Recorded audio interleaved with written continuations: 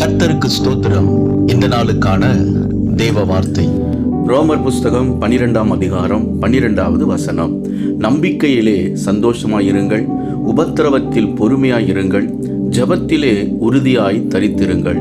இந்த நாளின் தேவ வார்த்தையின்படி ஆண்டவராகிய இயேசு உங்களை ஆசீர்வதிப்பார். பவுலும் சீலாவையும் அடித்து காயப்படுத்தி சிறைச்சாலையில் தொழுமரத்தில் கட்டி வைத்தார்கள்.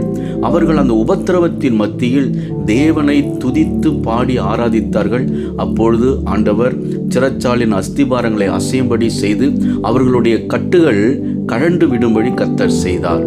அதை பார்த்த சிறைச்சாலை தலைவன் அவன் ஆண்டவராகிய இயேசுவை ஏற்றுக்கொண்டு ரட்சிக்கப்பட்டு ஞானஸ்நானம் பெற்றான்.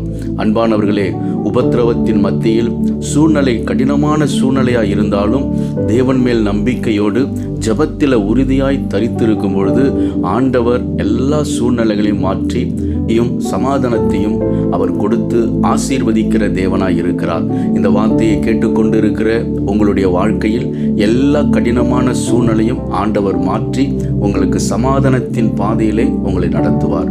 விசுவாசியுங்கள், மகிழ்ந்து களி கூறுங்கள். இயேசு உங்களை ஆசீர்வதிக்கிறார். ஆமென்.